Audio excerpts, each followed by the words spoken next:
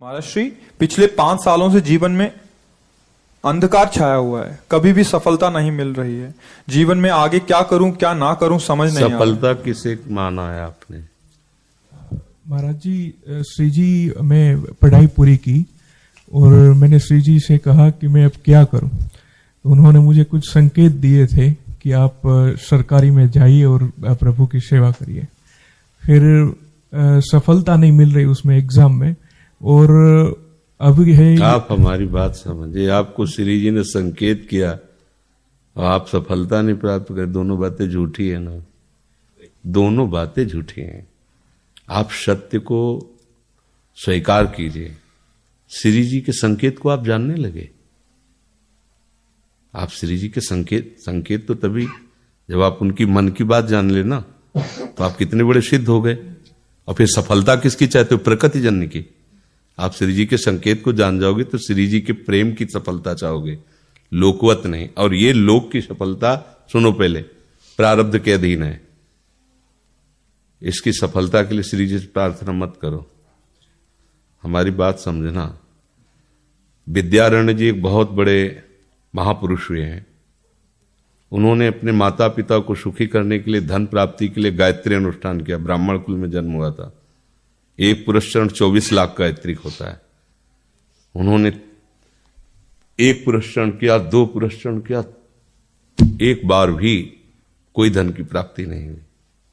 आखिरी में उन्होंने संन्यास लिया। जीव संन्यास लिया, माता गायत्री प्रकट हो गई। उनका अब इंद्रासन भी मांगो तो आपका, तो बोले अब क्या जरूरत है, अब तो वैरागी हो गया, विरक्त हो गया। माता पिता भी पधार गए, उनकी सेवा के लिए अर्थ चाहना। 23 पुरस्चरण किए और आप तब नहीं आए, तो उनका तुम्हारे अनंत जन्मों में ऐसे 24 महापाप थे जिनके कारण मैं नहीं आ पा रही थी। अब वो 23 चरण से नष्ट हुए, पुरस्चरण से, और 24वां तुमने संन्यास लिया। तो अब आप जो चाहो पर, बोले अब चाहिए ही नहीं, क्योंकि अब सन्यासी हो गए, अब तो ब्रह्म प्राप्ति के लिए। तो इससे आभास होता है कि अगर हमारा बुरा प्रारब्ध है तो हमको भोगना पड़ेगा। हम कितना भी प्रयास करें वो हमें, तो हम क्या करें इसमें जिससे हमें परम शांति हो? प्रभु के नाम का जप करते हुए उन पर दृष्टि लगाएं कि प्रारब्ध से हमारा भरण पोषण शरीर का भले, ये हमारा भरण पोषण आपसे होगा नाथ। तो वो एक ऐसे हैं जो आपके प्रारब्ध को भी मिटा देंगे। वो ऐसे शरणागत वत्सल हैं कि सब लिखा पढ़ी अलग कर देंगे। सुदामा जी को दरिद्रता का योग था। ऐसी दरिद्रता, कई दिन तक भिक्षा नहीं मिलती थी। ये जितने भी चरित्र हमारे लिए उदाहरण है। मांगने जाते थे तो मांगने से भी नहीं मिलता था, कई दिन। तो एक दिन उनकी पत्नी ने कहा कि हमारा आपका तो चरणामृत से भी गुजारा 2 दिन 3 दिन हो, 4 दिन हो, छोटे छोटे बच्चे तो मर जाएंगे ऐसे। कुछ तो उनका श्री कृष्ण के सिवा हमारा कोई नहीं। अब हम क्या कर सकते हैं? प्रारब्ध जब बिगड़ता है ना, वो कोई सफलता नहीं होने देता। तो एक दिन श्री रुक्मिणी जी प्रसाद ठाकुर जी को भोग पा रही थी, वो ऐसे रोक दिया, उदास हो गए। तो उनका प्रभु ऐसी स्थिति हमने जब जब आपकी देखी, तो किसी भक्त को जब कष्ट होता है तब आपको ऐसे देखा है। कौन सा भक्त है और क्या कष्ट है? तो का एक सुदामा नाम के हमारे मित्र हैं, कई दिन से भोजन भी उनको, प्रभु आपके मित्र और मैं आपकी दासी, महालक्ष्मी का अवतार रुक्मिणी, आप हुक्म कीजिए, लोक की संपत्ति वहां। बोले उसको चाह नहीं है, हमारे मित्र को चाह नहीं है, और चाह ना होने पर हम विवश हैं। अगर वो चाह कर ले तो सारी व्यवस्था हो जाए। तो बोले पैदा करो जाके चाह। बोले उनके हृदय में तो नहीं पैदा कर सकते, हम भी, क्योंकि जिस हृदय में भगवान का आश्रय और निरंतर चिंतन है, वहां माया की चाह नहीं होती। बोले उनकी पत्नी के हृदय में, बोले प्रयास करते हैं जाके। भगवान संत वेश में गए, भिक्षाम दे, निकली। अतिथि का सत्कार करना गृहस्थ का धर्म होता है।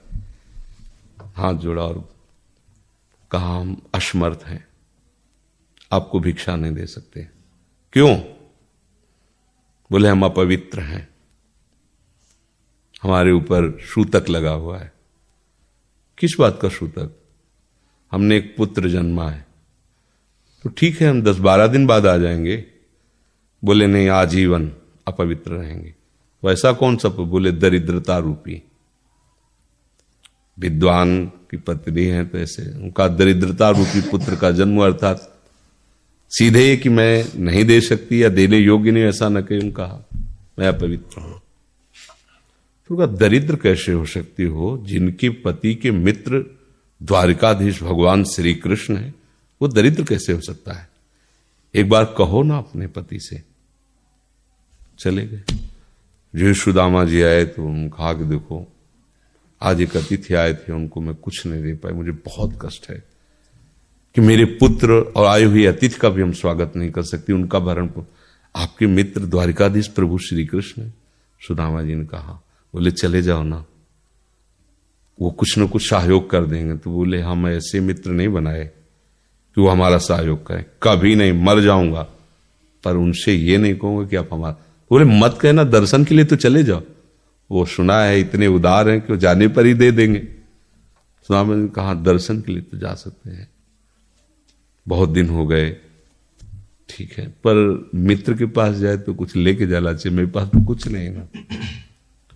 पड़ोस में जैसे किसी से मांगने गई तो अरे समय जब बिगड़ता कोई नहीं होता साथ। एक ने थोड़ी उदारता दिखाई तो चावल पछोरने पर जो आगे कणका होते चावल के, जो प्राय वो लिए सुदामा जी ने कहा हमारे प्रभु भाव के भूखे, कुछ ले जाएंगे, खाली हाथ तो नहीं है। पोट्री में सारांश में बता रहे हैं, द्वारपालों ने देखा कि हड्डी हड्डी शरीर में कई जगह से फटे वस्त्र, बेवाई फटी हुई, मतलब दिखाई दे रहा था दरिद्रता की मूर्ति है। तो उनका किससे मिलना है तुमको? तो उनका श्री कृष्ण से। बोले संभाल के बोलो, क्योंकि पार्षद है, अनंत कोट ब्रह्मांडों के नायक प्रभु के ऐसे बोले कोई श्री कृष्ण को ऐसे गली आए, उनका जाके तो तुम बोलो ना, श्री कृष्ण से जाके कह दो कि एक सुदामा नाम के ब्राह्मण आए हुए। पार्षद गए, प्रभु बड़ा अजीब आदमी है, आपका नाम बिना किसी सभ्यता के ले रहा है। वो कह रहा श्री कृष्ण से कह सुदामा, कूद पड़े, भगवान दौड़े।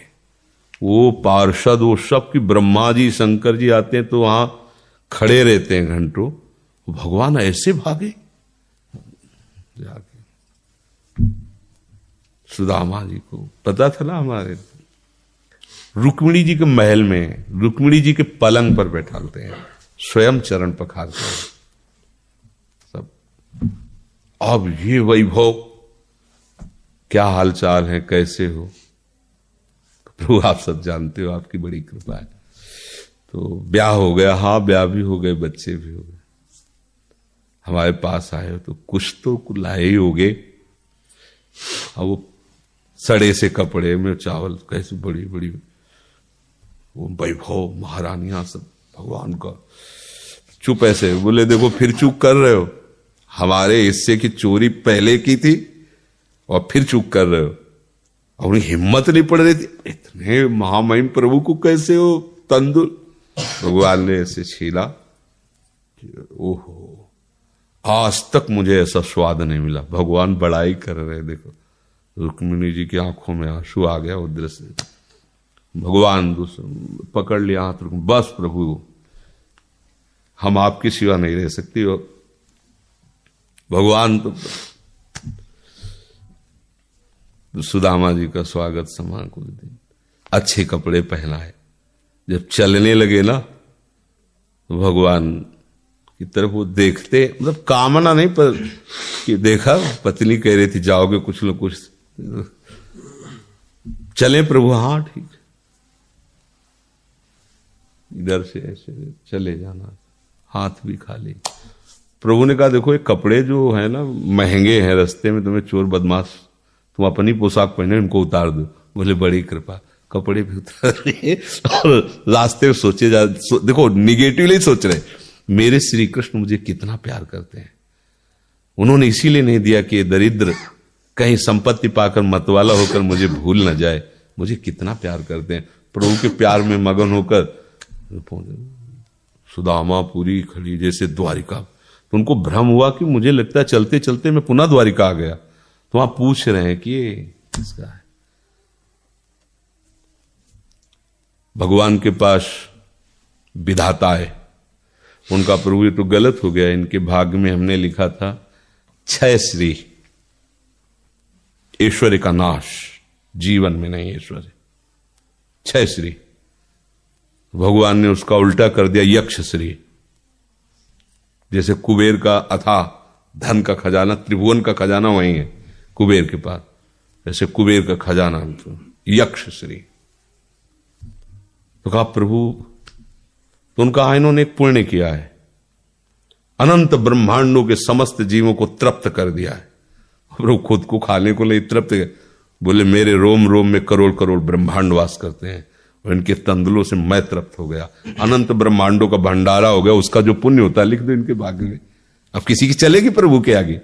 तो एकमात्र प्रारब्ध को मिटाने वाले भगवान है, कर तुम अकर तुम अन्यथा कर तुम। तो आप भगवान की शरण होकर उनका नाम जप कीजिए और उनसे प्रार्थना कीजिए कि आपको उचित लगे तो समस्या का समाधान कर दीजिए, नहीं तो मुझे समस्या से लड़ने का बल और विवेक दीजिए, बात बन जाएगी।